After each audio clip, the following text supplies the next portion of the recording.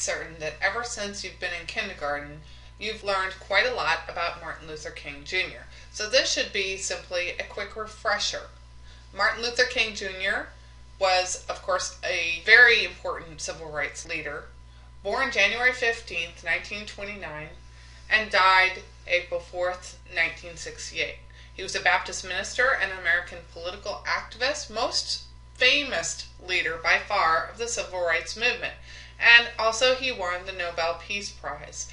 He organized and led marches for blacks' right to vote, for desegregation, labor rights, and basic civil rights.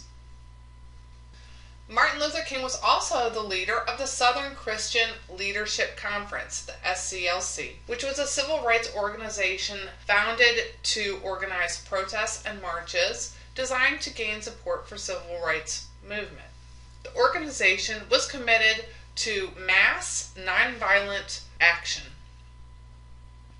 Despite Brown versus Board of Education and other civil rights victories, little changed in the lives for most African Americans. The 1960s movement surged and produced a dramatic shift in race relations. Inspired by Martin Luther King, young African Americans who were frustrated with the lack of progress used nonviolent protests to fight continuing segregation in the 1960s. Student Nonviolent Coordinating Committee, also known as SNCC, was one of the primary institutions of the American Civil Rights Movement, and it emerged in April of 1960. Right here in North Carolina, in Greensboro, 4 college students stayed in their seats at a Woolworth's lunch counter after being refused service because of their race. Over the next 2 days, protesters filled 63 out of 66 of the seats at the lunch counter. The students were all dedicated, well-behaved, and ended each sit-in with a prayer. Over time, protesters in about 50 southern cities picked up on this and began to use the sit-in tactic in their communities. This picture shows the original 4 Greensboro students sitting at the lunch counter.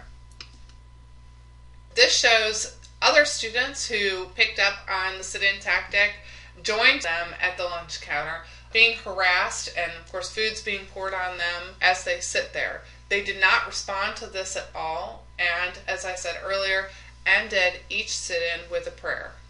This type of protest made a striking statement in the face of the civil rights movement.